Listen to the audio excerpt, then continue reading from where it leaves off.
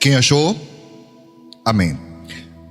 Verso 19 a seguir, diz assim: Mas a mulher disse Deus para Moisés transmitir ao povo, isso era uma lei de Deus: quando tiver fluxo, e o seu fluxo de sangue estiver na sua carne, estará 7 dias na sua separação. Ela tinha que ficar 7 dias sem ter contato com outros, a não ser seus entes queridos. Isso quer dizer que ela não poderia ir ao mercado fazer compras, não poderia ir ao templo, ou na época mais antiga, a tenda da congregação, para oferecer sacrifícios ao Senhor, ofertas ao Senhor. Ela não podia estar em sociedade, tinha que estar separada na sua casa. Hoje nós temos um pequeno vislumbre disso no período da pandemia, onde nós tivemos que ficar em isolamento social. Então seria, mal comparando, algo parecido com aquilo, obrigatoriamente ficar em casa. Tá claro? Diz o texto: estará 7 dias na sua separação, e qualquer pessoa que a tocar será imundo até a tarde. Então, filho, marido, amigo, irmão, seja lá quem for, dê um abraço, afagou a cabeça, não importa, tocou na mulher durante o seu ciclo menstrual, a pessoa tinha que ficar imundo até a tarde. É uma forma de dizer, ele também estava proibido de estar em sociedade até o cair da tarde. Isso está claro? Verso 20: E tudo aquilo sobre o que ela se deitar durante a sua separação será imundo, e tudo sobre o que se assentar será imundo. Eu li 2 vezes, foi? Jesus. Verso 21: E qualquer que tocar na sua cama lavará suas vestes, se banhará com água e será imundo até a tarde. Vai vendo a gravidade da coisa. E qualquer que tocar alguma coisa sobre o que ela estiver assentado, lavará suas vestes, se banhará com água e será imundo até a tarde. E se também tocar alguma coisa que estiver sobre a cama, ou sobre aquilo em que ela se assentou, será imundo até a tarde. E se com efeito qualquer homem se deitar com ela na sua imundície, e a sua imundície estiver sobre ele, imundo será por 7 dias também. Toda a cama sobre que se deitar será imunda. Então, ele está dizendo: o marido teve relações íntimas com a sua esposa no período do ciclo menstrual, ele ficava obrigado a também ficar em separação igual a ela. Não era só até a tarde, era por 7 dias seguidos. Isso está claro? E a cama dele estaria então sobre o mesmo regimento da lei que a cama dela, que equivale a dizer, qualquer pessoa que tocasse na cama dele, no travesseiro, sei lá onde, a pessoa que tocasse ficava imundo até a tarde. Até aqui tudo bem, gente? Verso 25: Também a mulher, quando tiver o fluxo do seu sangue por muitos dias fora do tempo da sua separação, ou seja, fora do ciclo normal, ou quando tiver fluxo de sangue por mais tempo do que a sua separação, todos os dias do fluxo da sua imundície será imunda, como nos dias da sua separação. Então, o ciclo dela passou 2 dias, 3 dias, não importa. Qualquer dia a mais, ela seria considerada imunda da mesma forma como nos dias normais. Verso 26: Toda a cama sobre que se deitar todos os dias do seu fluxo ser-lhe-á como a cama da separação. Se caso ela está viajando e o seu ciclo vem durante a viagem e ela se hospeda na casa de alguém, a cama que ela se deita, ninguém pode deitar por 7 dias. Está claro? E toda coisa sobre que se assentar será imunda, conforme a imundícia da sua separação. E qualquer que tocar será imundo, portanto lavará suas vestes, se banhará com água e será imundo até a tarde. Porém, quando for limpa do seu fluxo, então se contarão 7 dias e depois será limpa. Cessou o ciclo menstrual, 7 dias depois é que ela podia voltar a ter contato normal com as pessoas. Essa era a lei do fluxo. Não se preocupem, irmãs, achando que isso é uma coisa só para as mulheres, porque tinha a lei também do fluxo do homem. Não fluxo menstrual, evidentemente, mas quando ele tinha qualquer tipo de hemorragia, por qualquer motivo, valia para ele equivalente ao fluxo feminino. Tudo bem? Por exemplo, ele teve algum problema estomacal e suas fezes estão vindo com sangue. Já era considerado fluxo. Ele ficava sobre a mesma regra de fluxo. Tudo bem? Vocês estão entendendo mesmo, né? Amém. Agora vamos aqui à mensagem de hoje. Estabelecido a lei sobre o fluxo, eu quero que você tenha isso em mente para essa leitura que será a base e tema da nossa mensagem de hoje, a mulher hemorrágica. Marcos 5:25. Amém? E certa mulher que havia 12 anos tinha um fluxo de sangue e que havia padecido muito com muitos médicos e despendido tudo quanto tinha, nada lhe aproveitando isso, antes indo a pior. E ouvindo falar de Jesus, veio por detrás entre a multidão e tocou na sua veste, porque dizia: se tão somente tocar nas suas vestes, o quê? Sararei. E logo se lhe secou a fonte do seu sangue e sentiu no seu corpo já está curada daquele mal. E logo Jesus, conhecendo que poder de si mesmo saíra, voltou-se para a multidão e disse: quem tocou nas minhas vestes? E disseram-lhe os seus discípulos: vês que a multidão te aperta e dizes: quem me tocou? E ele olhava em redor para ver que isto fizera.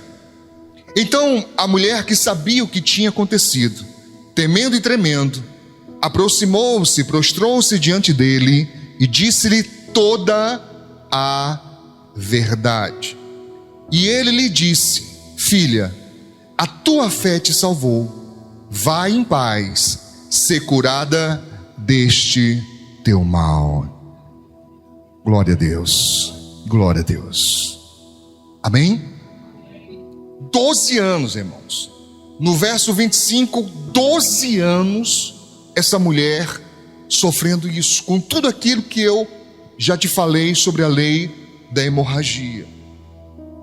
E quando nós meditamos sobre isso, nós podemos pensar algumas situações que ela certamente enfrentou. Eu pensei aqui, por exemplo, na fraqueza constante pela perda de sangue, porque não era algo simples, não era, um pouquinho a mais de sangue, era uma hemorragia.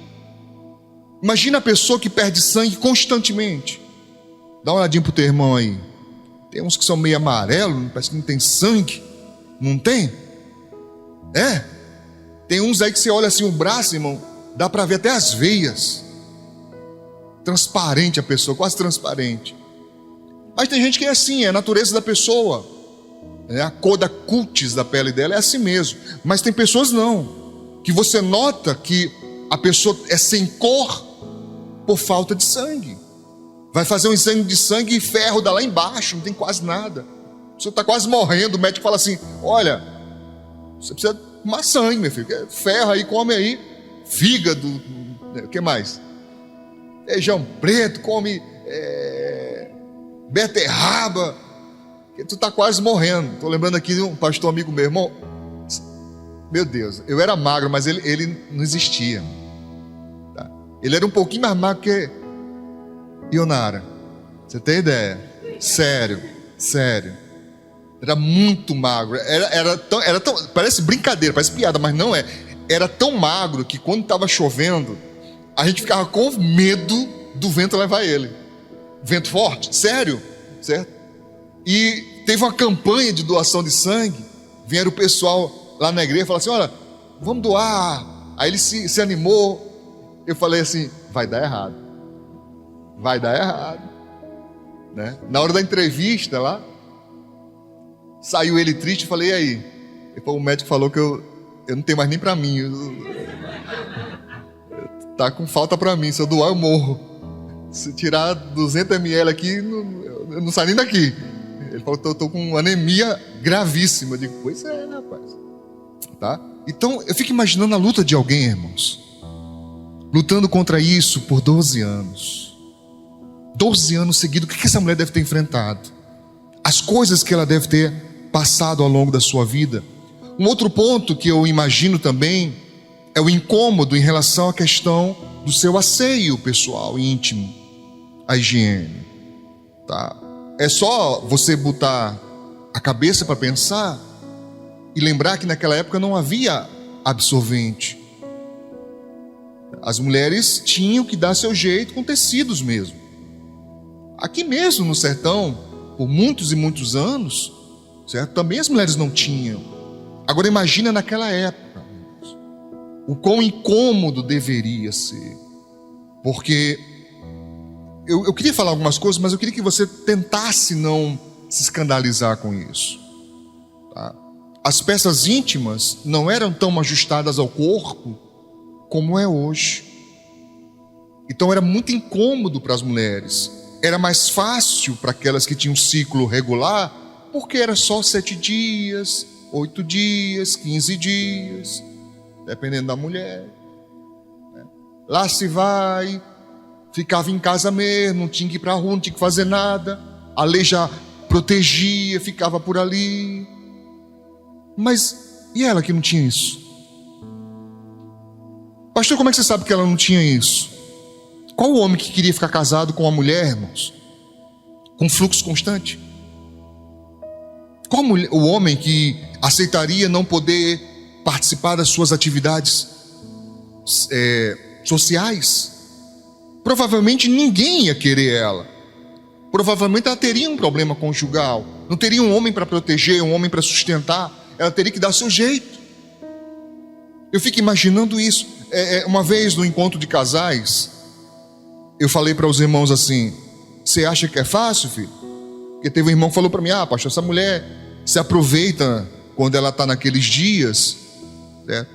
E é chata e não quer fazer nada e diz que está com dor de cabeça, com dor na barriga, no pé da barriga. Isso é frescura. Aí eu propus para ele, eu falei: faz assim, irmão, tu compra um pacote de absorvente, abre, cola ele em tu e fica transitando para cima e para baixo. Aí depois tu me conta se é fácil, se é legal, se é de boa, se é tranquilo.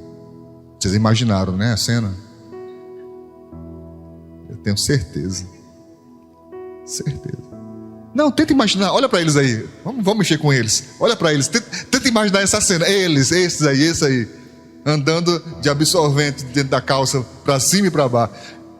É a visão do inferno, não? Tá amarrado, né? Você está me entendendo? Então, eu sinceramente não brinco com isso. Estou aqui de uma forma lúdica com vocês, mas na vera eu não brinco com isso, porque eu imagino que viver isso, embora a menstruação seja um sinal de saúde, é uma limpeza do endométrio da mulher, é saúde, certo? Não é doença, mas é fato que algumas mulheres adoecem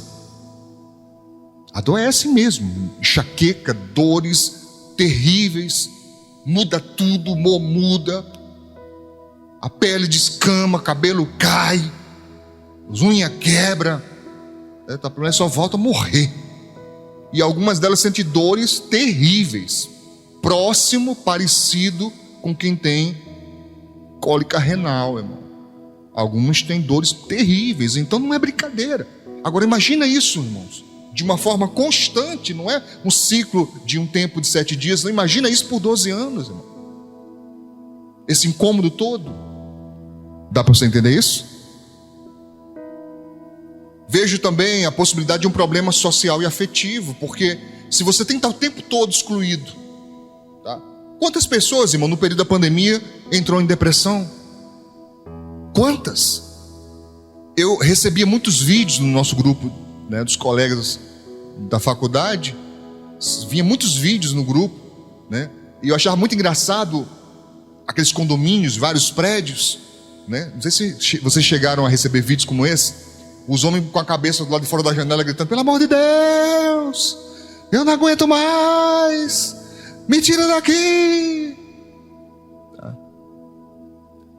E eu sei que alguns era brincadeira, alguns era meme, mas alguns era verdade mesmo. Porque o casal não tinha o hábito de estar junto 24 horas. Acredite, estar junto de alguém 24 horas, ou 20 horas, ou 18 horas, todos os dias, não é para todo casal não. Tem casal que não aguenta não, irmão. Tá? Tem casal que só aguenta ficar perto assim algumas horas. Já tem que dar um alívio na cabeça, porque o cara já fica meio perturbado, a mulher já fica meio perturbada, ela começa a... Não vai jogar bola não hoje? Se ela chegar para você perguntando se tu vai jogar bola, filho, é porque ela já está à flor da pele, meu filho, precisando que você saia de casa. Tá? Principalmente aquelas mulheres em que ela tem um cuidado, um zelo bonito pela sua casa, e o cara é o contrário. Tá? O cara parece o Tasmania quando chega dentro de casa, sabe? É um furacão e suja copo, vai beber água. Cada vez que ele vai beber água, ele bota um copo em cima da mesa, na pia, e a mulher fica mordida com isso. Tem casais que não se suportam, irmãos. Difícil. Não brinca com isso, é coisa séria, tá? Aí ela dá graças a Deus quando ele está trabalhando. Aí na pandemia, que não podia, estavam os dois presos dentro de casa.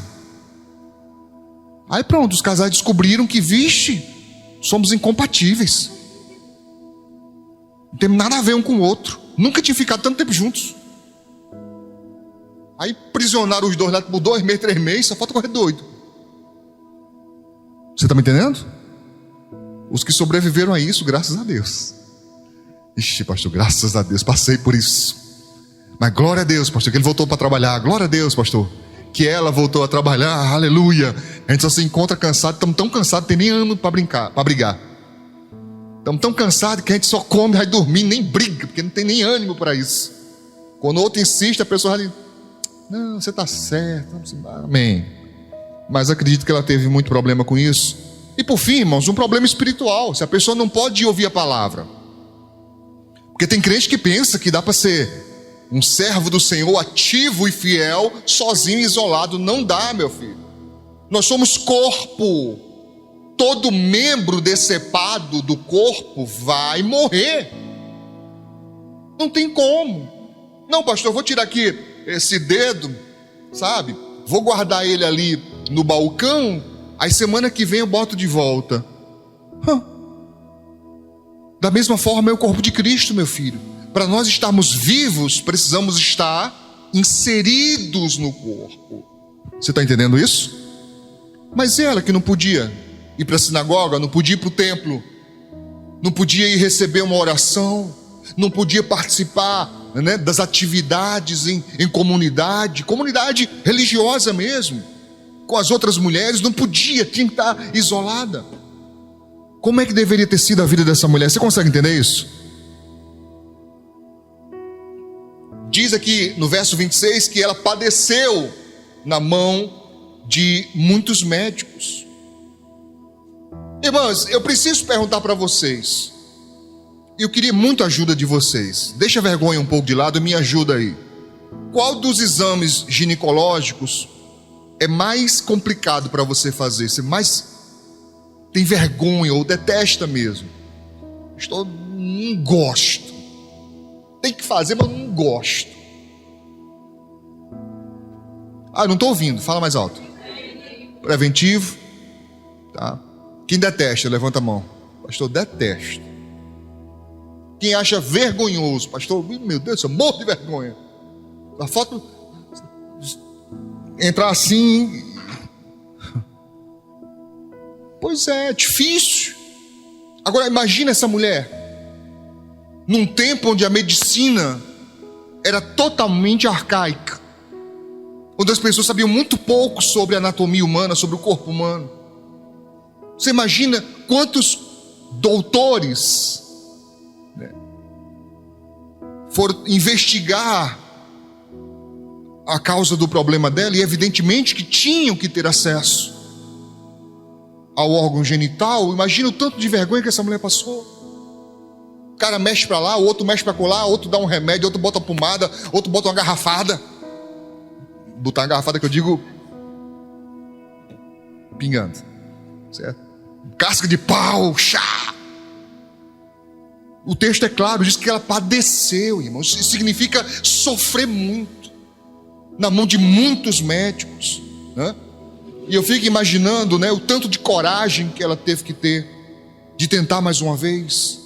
Quantos de nós, se fosse no médico e ele dissesse, olha, não tem jeito para o seu caso, nem iria no segundo? Quantos? Está errado isso. É sempre importante ter uma segunda opinião quando você tem dúvida. Mas tem gente que não vai. Recebe uma má notícia, já toma como definitivo e pronto, né? Tanto de vergonha que ela teve que passar. A paciência que ela deve ter sido obrigada a ter para tentar mais uma vez. O cansaço de fazer aquilo de novo e de novo e de novo. Que coisa terrível ela deve ter passado, amém? E diz também o texto que ela gastou, né, tudo que tinha, despendeu tudo que tinha. Ela não poupou esforços e nem recursos na busca de uma cura. Isso para mim fala de quê? Fala de uma pessoa determinada. Fala de uma pessoa que escuta não, e alguém fala, não, olha, é melhor você, né, aceitar, é melhor você se conformar, não tem como resolver, e ela vai em outro, e vai em outro, e vai em outro. É aquela pessoa que não tem força física, mas tem um espírito aguerrido. Eu quero vencer, eu quero ser curada, eu quero ficar livre desse mal. Isso aqui me mostra que não era uma pessoa depressiva, porque ela tinha todas as possibilidades de entrar em depressão. E a pessoa em depressão, você que já teve, ou você que já presenciou, né, percebeu, já vivenciou, né, isso na vida de outra pessoa, sabe muito bem que a pessoa depressiva, uma das características é a falta de ânimo. Tem pessoas que não têm ânimo de se levantar da cama, irmãos, de comer, irmãos, de tomar um banho. E essa mulher não está lutando. Ela era uma guerreira, fraca fisicamente, pela perda de sangue, imagino eu. O texto não deixa claro, mas eu imagino isso. Eu acho que dá para deduzir isso sem muito estresse, sem muito, né? É ou não é? Perdendo sangue, 12 anos, irmão. Devia ser uma pessoa fraca, mas era guerreira. Olha para o seu irmão aí. Olha para o seu irmão, sua irmã. Às vezes você olha para a pessoa, você não dá nada por ela. Você olha para a pessoa, ah, pastor, essa pessoa aí, ih, meu Deus, se o vento soprar muito forte, já pensou essa pessoa? A ventania daquelas forte mesmo. Não estou falando de 40 km, estou falando de 100 km por hora, 120 km por hora. Aquela ventania que pessoas do meu tipo, do meu biotipo, tem que fazer força nas pernas para o vento não jogar para trás. Aí imagina uma pessoa dessa com guarda-chuva.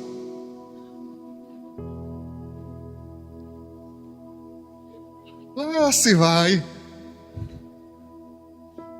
Você olha para a pessoa, às vezes não parece ser nada, irmãos. E esse foi o grande erro de Golias. Desprezar o inimigo é a pior das escolhas que alguém pode fazer. Você não sabe o que está dentro da pessoa. Você não sabe qual a força interior que a pessoa tem. Eu estou falando de pessoa muito magra, mas o outro lado da moeda, pessoas mais gordinhas. Tem gente que também não dá nada. Ih, isso aí, meu Deus do céu, não cai não. Se cair na ladeira, ninguém pega mais. Vai rolando até lá embaixo. Tem gente que não tem ideia, irmãos. Eu não estou exaltando o sobrepeso, por favor. Não é isso que eu estou falando, não. Eu estou falando de você olhar para o biotipo da pessoa e não saber a garra que a pessoa tem. Eu já vi vídeos de pessoas assim, né, forte, que nem o Lucas, que nem o Tiago, os caboclos meio largo assim, negócio grandão. Aí a mulher pediu para abrir uma garrafa. Você já viu esse vídeo? Alguém já viu? Não foi? Abri a garrafa e não abriu. Aí veio o magrinho, abriu. Tem uns desse aí, meu filho, que só Jesus. Se tacar uma injeção, uma agulha, é arriscado secar.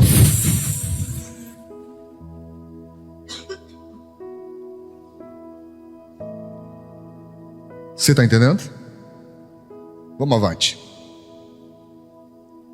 Diz o texto que ela ouviu falar de Jesus e veio até ele. Irmãos, quantas pessoas ouvem falar, mas não passa disso? Ela tenta em todas as possibilidades que ela consegue. E Jesus é muitas vezes a última porta que a pessoa bate. Faz de tudo que as pessoas ensinam. Você conhece alguém assim? Você fala assim, olha para a pessoa, fulano, rapaz, se tu botar uma vassoura detrás da porta, a pessoa faz. Eu nunca entendi esse negócio da vassoura com a porta e a visita. Nunca entendi, confesso. Não, pastor, a gente bota, pastor, e aí a visita vai embora. A minha cabeça não é muito legal, não, irmão. É meio estranho a minha cabeça. Eu fico pensando assim, é uma bruxa? O que tem a ver com a vassoura? O outro falou assim, não varra o pé não, senão não casa. Eu falei, ô doido, o que tem a ver? Não varra o pé, senão não casa. Por isso que uma vez eu vi o próprio cabo com a vassoura nas pernas assim. Eu falei, o que esse cara tá fazendo, meu? Depois que eu entendi esse negócio de não casa. O cabo não queria casar de jeito nenhum, queria só ficar enrolando a menina e era com a vassoura pra lá e pra cá. Não funcionou muito não. Casou. Tá? Para com isso, irmão. Tenta Jesus. Faça uma pergunta, por favor, eu quero que você faça essa pergunta. Faça a pergunta para o seu irmão. Já tomou chá da raiz de Jessé?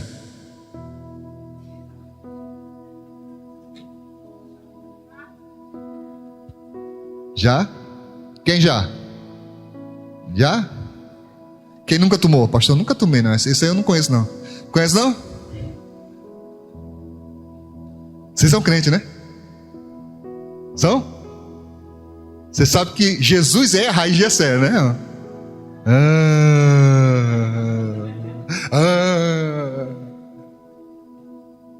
Quando o pessoal fala assim, não, toma um chá, eu digo, já tomei o chá da raiz de Jessé. Esse aí cura tudo. Amém? Tô lembrando aqui do sertão, irmão. Sertão é cada coisa, você tem que ver, irmão. Não sei na tua terra lá, mano, mas na minha, lá no sertão, tem uns caras que passam vendendo garrafada. Mesmo o cara anuncia, sabe o que é difusora? Aquele negócio assim. O cara é uma bateria difusora, anunciando, cura isso, cura aquilo, cura não sei o que. Eu digo, danos. É uma garrafinha que cura tudo, né? A outra vende na feira pomada, tá? Que milagrosa, sebo do não sei de quanta, aroeira não sei do que. E a pessoa tomar coisa, botar coisa. E, meu irmão, nunca tentou Jesus? Não estou dizendo que não existe ciência e sabedoria, certo? Nas pessoas que lidam com mato. Sim. Muitos dos remédios que nós tomamos vieram da sabedoria popular. As pessoas tomavam aquele chá, usavam a folha daquilo ou a flor daquilo e curavam-se de alguma doença, e depois a ciência vai, estuda e transforma aquilo em droga, em medicamento. Existe muita coisa, mas também existe muita crendice. E a pessoa acredita em tudo.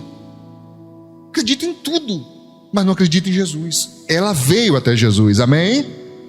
Ouviu falar e veio. E diz a Bíblia Sagrada que ela veio por detrás, entre a multidão. Irmãos, eu não sei se você percebeu, mas isso aqui é um tudo ou nada.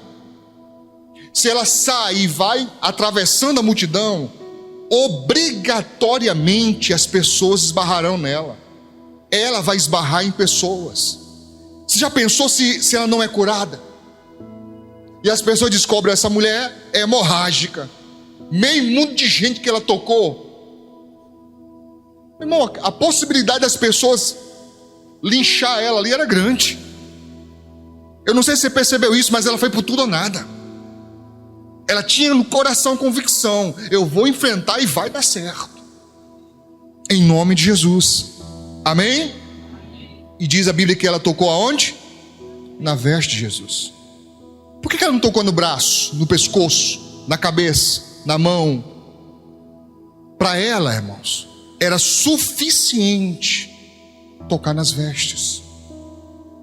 Amém?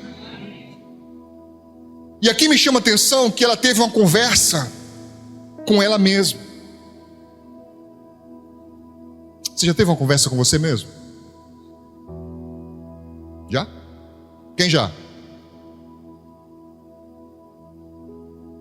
Eu diminuí mais, meu amor, mas antigamente eu conversava tanto comigo mesmo. Aí depois o pessoal olhando assim, ó. Essas são coisas que você tem que fazer em segredo.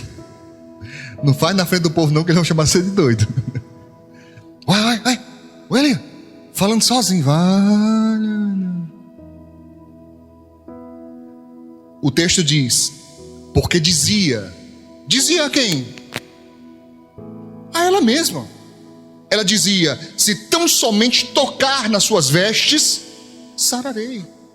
É uma conversa dela com a própria alma, irmãos. Isso muitas vezes é necessário você fazer. Principalmente quando os sentimentos estiverem abalados, quando os pensamentos estiverem acelerados. Você precisa parar por um momento, se reservar e conversar com você. E perguntar por quê? Por que eu estou me sentindo assim? Para que esse medo? Para que esse desespero? Por que meus sentimentos estão magoados? Por que os meus pensamentos estão tão acelerados? Você tem que conversar com você, falar com sua alma. E isso tem, irmãos, contexto bíblico, amém? Por favor, marque em Salmo 42. Salmo 42, no verso 5, que diz, Davi falando consigo próprio: porque está abatida, ó minha alma. Outra versão fala: porque te abates, ó minha alma, e porque te perturbas em mim. Não parece a vida de algumas pessoas? Sim ou não? Sim ou não, irmão? Perturbado e abatido. O que é a pessoa abatida, pastor? É a pessoa sem ânimo.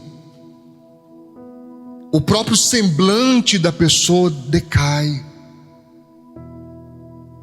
A pessoa fica para baixo. Você olha no olhar da pessoa, não tem brilho. É a expressão da tristeza. Outros nós chamamos de cara de paisagem. Olha para o teu irmão aí. Tem cara de paisagem essa pessoa? Tem uns que tem, não tem? Aquela coisa assim. Aquele olhar perdido lá no horizonte. Você não sabe dizer se a pessoa está feliz, se ela está triste, se ela está com raiva, se está tendo diarreia. Você não faz ideia do que a pessoa está sentindo. Que é a mesma cara o tempo todo, o tempo todo, o tempo todo. E muitas vezes, irmãos, é abatimento. A pessoa se sente esmagada pela própria vida. E nesses momentos é muito importante que você tenha um diálogo com a própria alma. Davi fez isso. Porque nem sempre temos pessoas que nos entendem. Repito, nem sempre temos pessoas que nos entendem.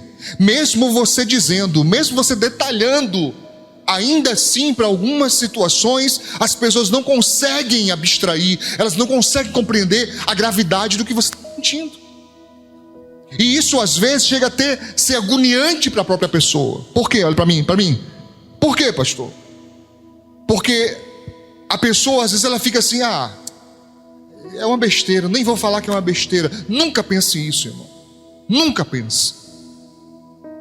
Mas pastor, é uma besteira mesmo, foi um negócio que eu poderia ter relevado, mas poxa, me pegou de surpresa, bateu na minha alma, me magoou. Mas se dói em você, então não é besteira. Pode não ser tão grave. Você pode estar exagerando. Olha para o teu irmão, tem cara de pessoa exagerada? Tem? Tem? Tem. Pastor, pense na pessoa dramática, pastor. Deus me livre, pastor. Qualquer coisa a pessoa está se acabando. Chorar. Ou então, revolta. Misericórdia. Mas eu continuo dizendo: só sabe como é quem passa. Só sabe como é quem passa. Só sabe como é quem passa. De fora pode ser pequeno, de fora pode ser uma bobagem, mas a pessoa está sentindo, e aquilo é importante. Mas também não deveria ser nutrido, não deveria ser incentivado. E tem pessoas que elas criam um ciclo vicioso de auto-incentivação do próprio peso. Fala para mim só quem tiver coragem. Você já ficou um tempo meditando naquilo que te magoou? Assim, poxa, não precisava não.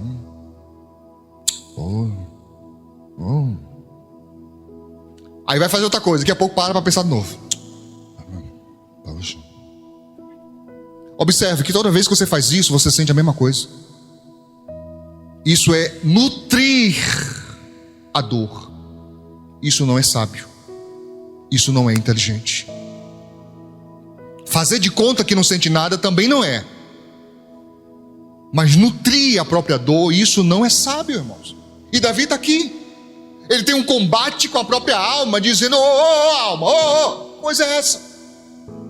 Que você está abatida? Por quê? Deveria haver um motivo. Mas Davi estava dizendo: eu não devo focar minha atenção nisso. Eu não deveria estar deixando isso me abater. Entende o que eu estou falando? E ele diz: porque te perturbas. Irmãos, o cara estava perturbado, irmão. E tem momentos que você pode passar por isso. Não consegue focar, não consegue pensar com clareza. É só aquele sentimento ruim, ruminando dentro de você, como se você estivesse destilando veneno. Qual o perigo disso, pastor? O primeiro e mais imediato é a mágoa. E um coração magoado é um perigo. Por quê? Não esqueça que dele procedem as saídas da vida. Se as saídas da vida estiverem amargosas, a vida estará amarga. Não vai haver sabor em nada. Nada vai ser prazeroso, nada é saboroso, nada é bom. Amém? Diz o texto: espere em Deus, pois ainda o louvarei pela salvação da sua face. Davi está dizendo: minha alma, foca em Deus, foca nas cores de Deus, foca na salvação, porque eu ainda vou louvar a Deus. É como se ele dissesse: não acaba aqui. Não é esse o meu destino, não é essa a promessa, não acaba aqui. Pode estar difícil agora, pode estar triste agora, pode estar complicado agora, mas não acaba aqui, eu ainda vou louvar a Deus. E quando nós louvamos a Deus, tudo mais se torna secundário. É uma experiência que nós não temos como explicar, irmãos. Só quem sabe é quem entra no santuário. Só quem sabe é quem, fala com Deus, entra na presença do Senhor e tem a sua alma renovada. Quando isso acontece, irmão, você olha para o problema e ele está minúsculo. Você tem certeza que ele não vai te vencer. É isso que motivou Davi a ir contra Golias. Sem essa força, o problema, ainda que comum e normal da vida, parecerá para você algo absurdo, intransponível, dificílimo de ser vencido. Mas quando você adora a Deus, você olha para o problema e ele parece muito pequeno. Amém? Ontem eu coloquei meus obreiros aqui à prova numa reunião. Quase todos eles estavam presentes. Quem escapou foi quem? Foi Vânia e Dali. Os outros estavam presentes. Botei eles à prova. Fazia tempo que eu não colocava a prova. Aí quem não teve muita sorte? Bia. Cadê Bia? Bia, Davi. Quem mais? Cleide, Léo. Tiveram muita sorte não, porque pegaram o dia que eu tinha que colocar os obreiros à prova. A pastora falou: meu filho, os irmãos vão ficar pensativos. E eu disse para ela: liderança é um lugar solitário. Porque nesses momentos você estará só. Ninguém vai entender. Ninguém entenderá. Assim como aconteceu com Jesus, eu não estou me comparando a ele, mas assim como aconteceu com Jesus, muitos vão se afastar. Porque não entendem o propósito, porque não entendem a mensagem. Pastor, mas por que nós precisamos colocar a prova? Porque não há como ser aprovado sem primeiro ser testado. E as emoções, os pensamentos e as atitudes precisam ser testadas em tempos em tempos. Por que razão, pastor? Porque senão a pessoa não cresce. A cada nova fase da vida, vou repetir isso com bastante calma. A cada nova fase da vida, você precisará de uma nova resistência à dor. Senão você não avança. Senão você não vai à frente. Se o seu limite é aqui, então é esse tanto de talentos que você é capaz de administrar. Não adianta colocar mais, você não vai suportar. Mas se você vai crescer, disse o Senhor Jesus, a quem muito é dado, muito é cobrado. Amém, obreiros? Desnecessário, pastor. Não, totalmente necessário. É só você ler sua Bíblia. Esse é o deserto mais incompreendido que alguns têm que passar. Então, quais são os pensamentos que você dá atenção? Que você não vai conseguir? Que você não vai vencer? Que infelizmente você não teve sorte na vida? Olha para o teu irmão aí. Olha aí para essa pessoa, olha. Ah, pastor, eu não tenho sorte não na vida não, pastor. Tudo para mim é complicado, tudo para mim. Rapaz, dá certo para todo mundo, quando eu vou dar errado. Tenho sorte na vida não. Bom, se você é crente, você não deveria acreditar em sorte, porque a Bíblia Sagrada diz que o tempo e a sorte, o tempo e a oportunidade ocorrem a todos. É a todos. Mas qual é o nosso diferencial? Fé, persistência, luta, confiança. Esse é o nosso diferencial. Amém? Amém? Amém. É carregar uma cruz na certeza de que trocaremos ela por uma coroa. Diga graças a Deus. Vamos à frente. Diz o texto: porque dizia, se tão somente tocar nas suas vestes, sararei. Tão somente, ela não colocou nada mais, irmão. Tem gente que tem a mania de problematizar demais a coisa. Já encontrou pessoa assim? Você fala, por exemplo, imagina, a pessoa está perdida. Aí ela fala assim, suponhamos que você está na Chegança. Ela precisa vir aqui para o Nélio Dias. Aí você fala assim, olha, você está aqui na Chegança, aqui na rotatória? Você vai reto aqui nessa avenida. Lá no final ali, você vai encontrar do seu lado direito, Léo Lanches. É uma esquina, entra nessa esquina, só seguir reto que você chega. É uma boa informação? Sim?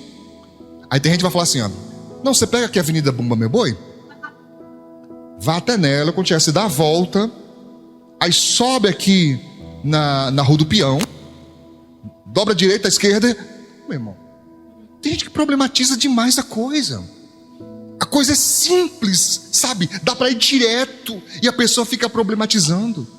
O texto é claro, ela disse tão somente a tocar, não colocou outra coisa. Não, eu vou precisar chegar na frente dele, eu vou precisar que ele estenda a mão, lembra de Naamã?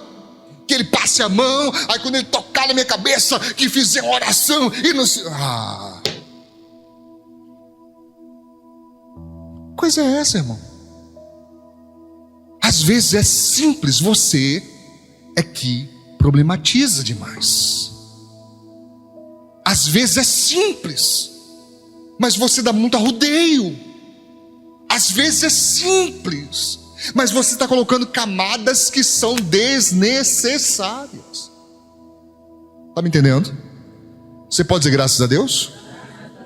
Diz para o teu irmão, para com isso.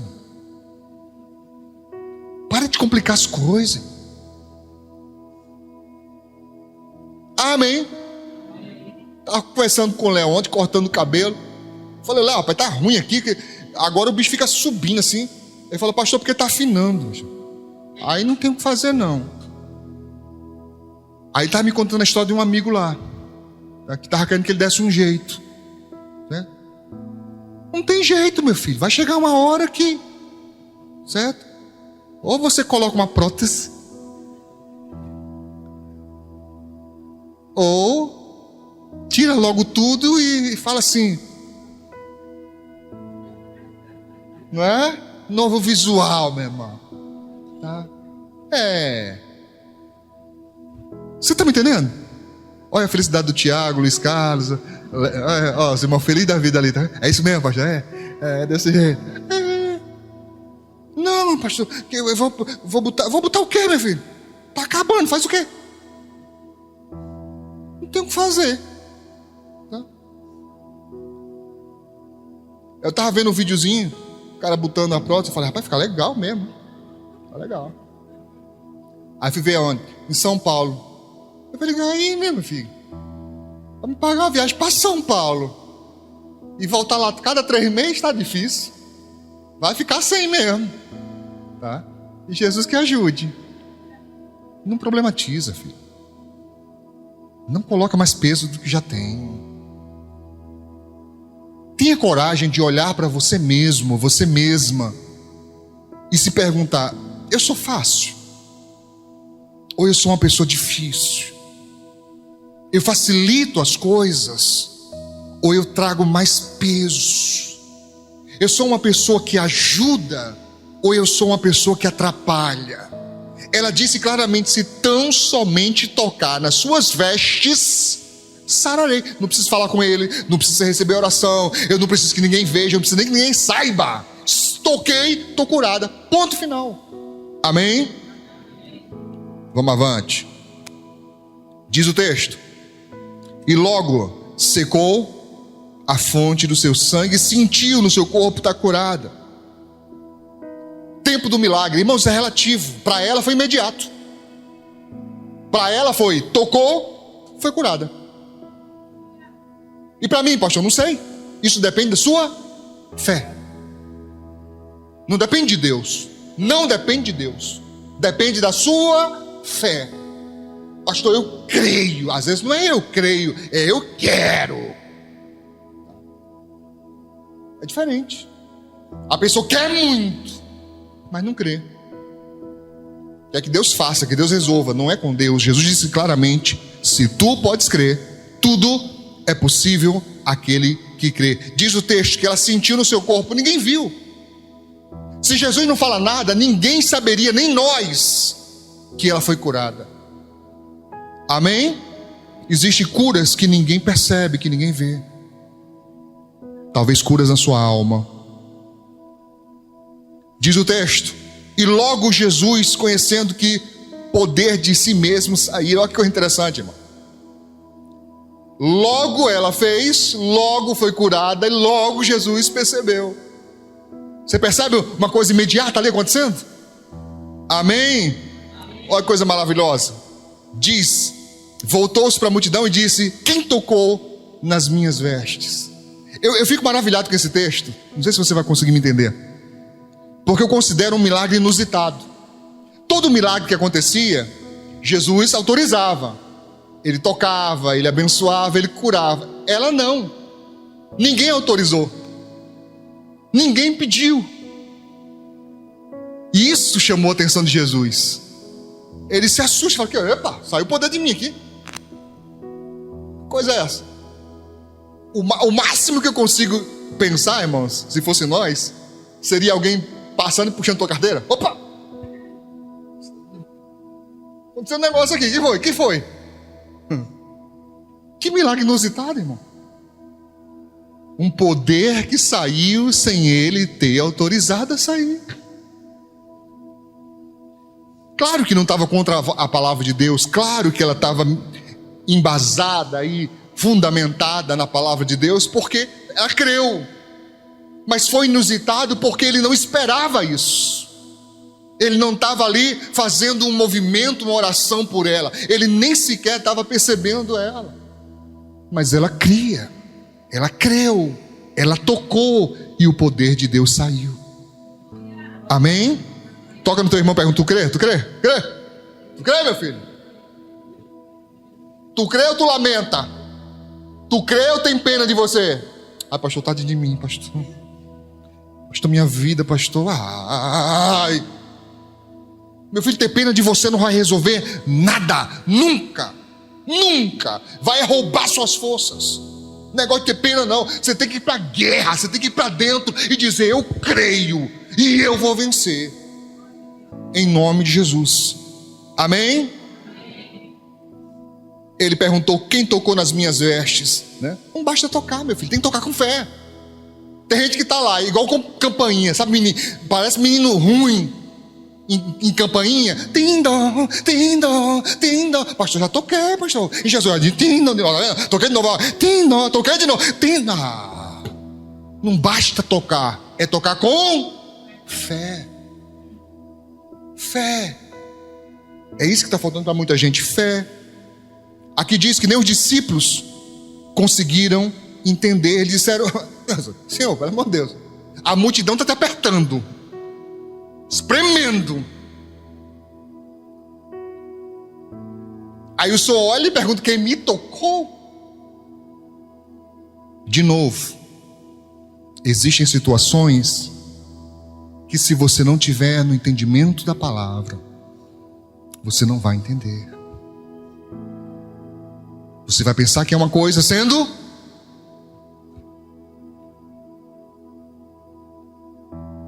compreende? Compreende? Qual é a base bíblica, pastor? Ele disse que o Senhor pega as coisas loucas desse mundo para confundir as sábias. Amém? Vamos avante. Diz o texto que ele nem ligou para os discípulos, continuou olhando ao redor, buscando, procurando. Anote, 1 Pedro 3,12 diz: porque os olhos do Senhor estão sobre os justos, e os seus ouvidos atentos às suas orações, mas o rosto do Senhor é contra os que fazem o mal. Ele está buscando. Os discípulos não entenderam, os discípulos ironizaram. Ele não quer saber, ele está procurando. Eu quero saber quem é essa pessoa que tem essa fé tamanha. Eu quero saber, Deus está procurando, irmãos. As pessoas às vezes têm uma ideia errada de Deus, acham que Deus está trancando a bênção. Não é esse o nosso Deus. Ele está procurando pessoas para abençoá-las e fazê-las felizes. Mas aqui diz: os olhos dele estão sobre os justos. Pastor, mas não há ninguém justo. Aqui está falando de quem é aceito na graça, quem rende sua vida ao Senhor. É disso que fala. Diz o texto que ela se prostrou diante do Senhor. Aqui é uma rendição. Ela tremendo, temendo, com medo e um respeito profundo, se tremendo toda, ela se prostra. Aqui é rendição, é adoração, e diz a ele toda a verdade. Isso requer dela coragem de novo, porque as pessoas ouvindo aquilo poderiam pegar em pedras e apedrejá-la. Mas agora ela tem certeza: eu estou curada, acabou. Aquela prisão que eu vivia acabou-se, aquela maldição cessou. Amém? Fala para o Senhor toda a verdade, meu. Esconde nada de Deus não, meu. Às vezes você fica tendo uma vida dúbia, vem na igreja, mas não tem uma aliança com Deus. É uma vida, sabe, dúbia mesmo, dupla mesmo, sabe, um pé na igreja, um pé no mundo. Pastor, então não vou vir mais, que eu não tenho jeito para mim. Isso é um pensamento que Satanás coloca, meu filho. Como é que pode a pessoa pensar assim? Estou em cima do muro, então é melhor pular para o lado de lá. Por que não pula para o lado de cá? Amém? Por que não? Porque só pula se for para o lado de lá. Por que a pessoa não se revolta? Estou revoltado. Agora danou-se. Estou revoltado. Eu vou agora ser crente. E pronto.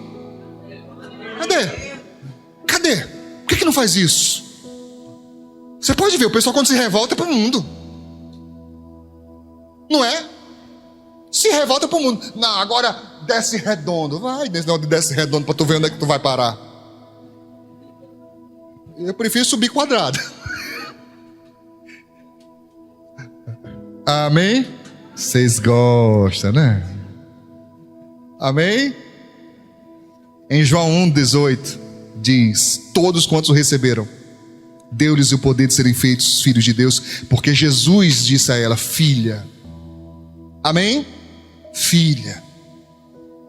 É a adoção pela graça, irmão. Diz aqui em Romanos 8,14: porque todos que são guiados pelo Espírito de Deus, esses são filhos de Deus. Diz também no verso 15, Romanos 8,15: porque não recebeste o espírito de escravidão, para outra vez estares em temor, mas recebeste espírito de quê? Adoção de filhos, pelo qual clamamos: Abba, Abba, Pai. É isso que você é, filho, filha de Deus. Você não pode esquecer disso. Na hora da dor, do sofrimento, você clamar a Ele como Pai. Meu Pai, me socorre. Meu Pai, me ajuda. Amém? O texto diz: clamamos, Abba. 16, o próprio Espírito, o Espírito Santo, testifica com o nosso espírito que somos filhos de Deus. Ele é maravilhoso. Ele disse: filha, a tua fé te salvou. O que é isso, pastor? É a prerrogativa da salvação. Ela foi em busca de cura, mas Jesus tem muito mais a ofertar do que uma cura, do que uma prosperidade, do que uma bênção na família, seja lá o que você busca. Isso pode ser alcançado, isso deve ser alcançado, mas nunca como prioridade máxima. A nossa salvação é a prerrogativa primeira, e Jesus oferta para ela primeiro o quê? Salvação, dizendo: a tua fé não apenas te curou, mas a tua fé te salvou. Amém? Ele diz mais: vai em paz. Ela vai em busca de cura, mas já recebe salvação e depois paz. Quantas pessoas têm tudo, irmãos, mas não serve de nada porque não tem paz? É angústia, é desespero, é preocupação, é peso o tempo todo, e Ele está ofertando paz. É só para ela essa oferta? Hein, gente? Não, de forma nenhuma. Existe uma paz que vem de Deus. Filipenses 4,7 diz: a paz de Deus, que excede todo entendimento, guardará os vossos corações e os vossos pensamentos em Cristo Jesus. Atenção, quando você está na paz que vem de Deus, quando ela habita em você, ela própria guarda o seu coração, os seus sentimentos e os seus pensamentos. Pastor, mágoa, perturbação, falta a paz de Deus. Quando ela entra, essas coisas saem. Amém? E ele diz: ser curada deste teu mal. Mas ela não já foi curada, pastor? Foi. Mas Jesus está confirmando, assinando embaixo. É uma garantia de que aquilo não voltaria. Não é só momentâneo. Ele está dizendo: ó, tu vai curar desse mal. Você vai ser curado desse mal. Acabou-se, não volta mais. Você foi em busca de cura, mas você recebeu salvação, paz e saúde. Amém? Ele sempre vai além daquilo que pensamos e pedimos. Então fale com Ele. Aplauda o Senhor Jesus.